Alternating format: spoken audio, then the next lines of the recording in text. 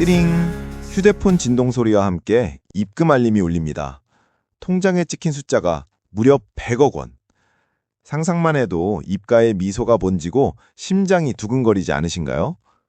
아마 지금 이 순간에도 로또 명당이라 불리는 판매점 앞에는 긴 줄이 늘어서 있을 겁니다. 퇴근길에 지친 몸을 이끌고 그 줄에 서서 우리는 생각합니다. 딱 10억만 있으면, 아니, 빚만 다 갚을 수 있어도 내 인생의 모든 불행은 사라질 텐데 하고 말이죠.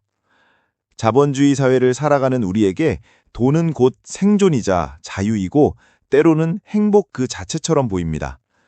그런데 뉴스 사회면을 자세히 들여다보면 참으로 기이한 현상들을 목격하게 됩니다. 우리가 평생 만져보지도 못할 천문학적인 돈을 가진 재벌 3세가 마약에 손을 대고 인기 절정의 톱스타가 공허함을 이기지 못해 도박에 빠지거나 극단적인 선택을 했다는 안타까운 소식들이 끊이지 않습니다. 그들이 사는 집은 궁전 같고 타는 차는 집 한 채 값이며 먹는 음식은 우리가 상상하는 그 이상의 것들입니다. 돈으로 무엇이든 살 수 있고 어디든 갈 수 있는 그들은 도대체 왜 행복하지 못한 걸까요? 왜 그 화려한 불빛 아래서 길을 잃고 방황하는 걸까요?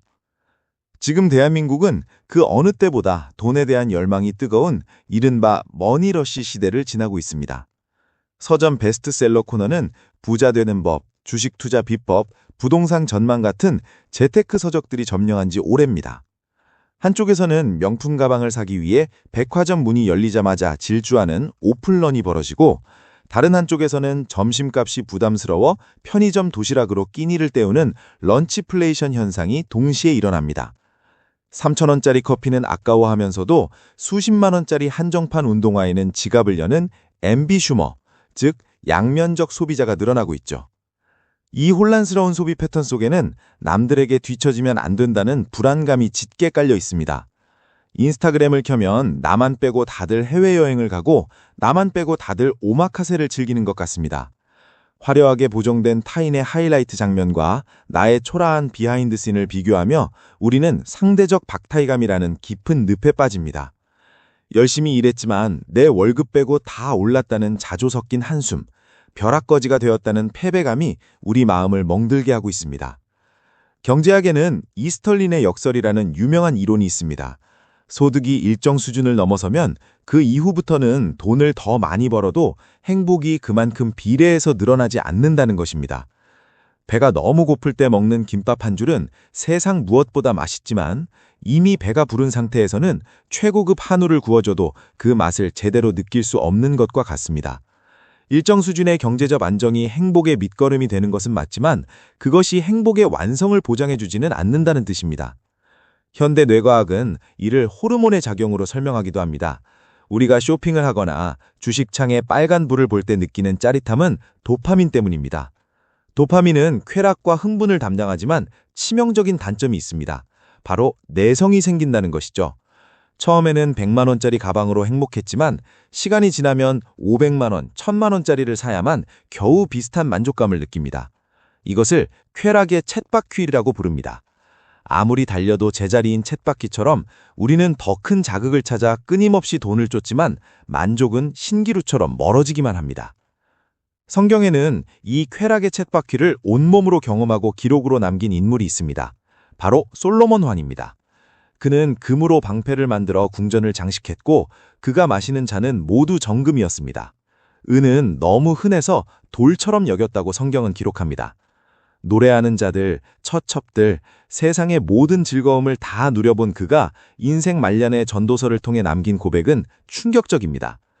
은을 사랑하는 자는 은으로 만족하지 못하며 풍요를 사랑하는 자는 소득으로 만족하지 아니하나니 이것도 헛되도다.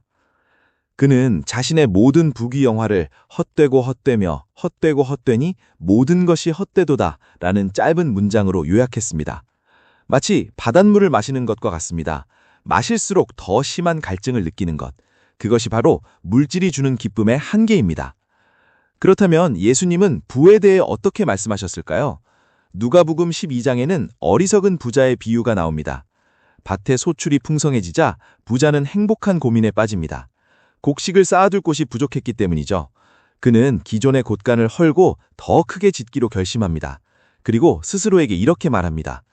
내 영혼아, 여러 해 쓸 물건을 많이 쌓아두었으니 평안히 쉬고 먹고 마시고 즐거워하자. 아마 현대인의 관점에서 보면 그는 가장 성공한 사업가이자 노후 준비를 완벽하게 끝낸 현명한 사람일 것입니다. 하지만 하나님의 평가는 냉정했습니다. 어리석은 자여, 오늘 밤에 내 영혼을 도로 찾으리니 그러면 내 준비한 것이 누구의 것이 되겠느냐? 이 비유의 핵심은 부자가 되는 것 자체가 죄라는 말이 아닙니다. 그의 인생 계획표에 하나님이 빠져 있었다는 것이 문제입니다. 그는 자신의 안락함과 미래를 오로지 쌓아둔 재물에만 의지했습니다. 생명의 주인이신 하나님을 잊고 통장 잔고가 자신의 생명을 지켜줄 것이라 착각한 것이죠. 이것이 바로 성경이 경계하는 탐심, 즉 우상숭배입니다. 반면 돈이 많았지만 전혀 다른 결말을 맞이한 사람도 있습니다. 바로 여리고의 세리장 삭개오입니다. 그는 지금으로 치면 고액 연봉을 받는 고위 공무원이자 거부였습니다. 좋은 집에 살고 비단 옷을 입고 산의 진미를 먹었을 것입니다. 하지만 그의 마음은 시베리아 벌판처럼 황량했습니다. 사람들은 그를 매국노라 손가락질했고 친구도 없이 철저히 고립되어 있었습니다. 돈은 많았지만 마음을 나눌 사람이 없기에 그는 늘 외롭고 불안했습니다. 그런 그가 어느 날 체면을 다 버리고 뽕나무 위로 기어 올라갑니다.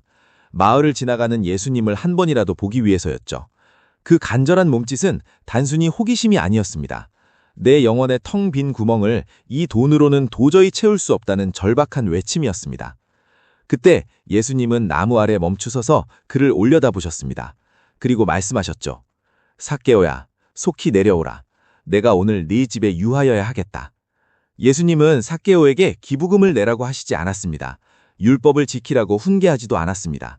그저 그의 이름을 불러주셨고 그의 친구가 되어주셨습니다. 그 순간 삭개오에게 기적이 일어납니다. 누구에게도 뺏기지 않으려고 악착같이 모았던 재산을 가난한 자들에게 나누어 주겠다고 고백한 것입니다. 무엇이 그를 변하게 했을까요?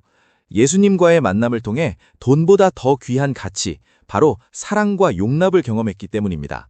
마음속 깊은 곳의 결핍이 예수님의 사랑으로 채워지자 움켜쥐고 있던 손을 펴서 나누는 손으로 바뀐 것입니다. 삭개오는 비로소 깨달았습니다. 진정한 부요함은 창고에 쌓인 곡식의 양이 아니라 내 영혼이 얼마나 자유롭고 평온한가에 달려있다는 것을 말이죠. 사랑하는 여러분, 혹시 밤낮으로 일해 통장 잔고는 늘렸지만 정작 가족과 따뜻한 밥 한 끼 먹을 시간은 잃어버리지 않으셨나요? 더 넓은 평수의 아파트로 이사는 갔지만 부부간의 대화는 줄어들고 자녀와의 거리가 멀어지진 않으셨나요? 성경은 우리에게 자족하는 마음이 있으면 경건은 큰 이익이다고 말합니다. 자족은 포기가 아닙니다. 지금 내게 주어진 것들의 가치를 제대로 알고 감사하는 능력입니다. 현대인의 뇌는 늘 미래의 불안을 대비하느라 현재의 행복을 놓치도록 설계되어 있다고 합니다.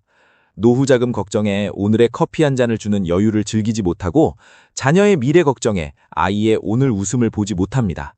하지만 예수님은 공중의 새를 보라, 들의 백합화를 보라 하시며 염려하지 말라고 하셨습니다. 하나님께서 오늘 피었다 지는 들풀도 입히시는데 하물며 너희일까 보냐는 그 따뜻한 음성을 기억해야 합니다. 진정한 행복 호르몬이라 불리는 세로토닌은 무언가를 성취하거나 쟁취했을 때가 아니라 산책을 하거나 명상을 하거나 사랑하는 사람과 눈을 맞추며 평온함을 느낄 때 분비된다고 합니다.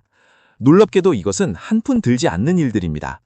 하나님은 우리가 돈으로 살 수 없는 것들, 즉 햇살, 공기, 가족, 사랑, 믿음, 구원을 이미 선물로 주셨습니다. 우리가 불행한 이유는 없는 것 10가지에 집중하느라 이미 가진 90가지의 감사를 보지 못하기 때문일지도 모릅니다. 물론 가난은 미덕은 아닙니다.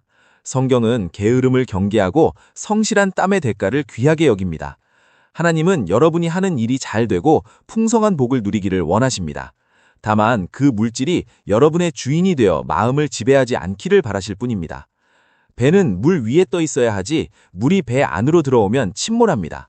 우리도 물질이라는 물 위에 떠서 항해해야 하지 물질이 우리 마음속으로 들어와 주인이 되면 인생은 침몰하고 맙니다. 오늘 밤 잠자리에 들기 전에 스마트폰 뱅킹 앱을 열어 잔고를 확인하는 대신 감사일기를 한번 써보는 건 어떨까요? 오늘 무사히 하루를 마친 것, 따뜻한 이불이 있는 것, 내일 아침 눈을 뜰 수 있다는 사실에 감사해보세요.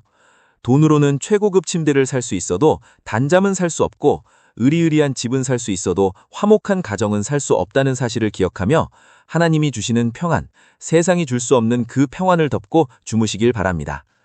오늘 들려드린 이야기가 여러분이 잊고 지냈던 진짜 행복의 의미를 되찾는데 작은 도움이 되었기를 바랍니다. 영상이 마음에 와닿으셨다면 지금 바로 구독과 좋아요 부탁드려요. 더 많은 분에게 위로와 희망을 전하는 큰 힘이 됩니다. 우리는 모두 하나님의 형상대로 지음받은 그 자체로 천하보다 귀한 존재들입니다. 세상의 기준이나 통장의 숫자로 여러분의 가치를 깎아내리지 마세요.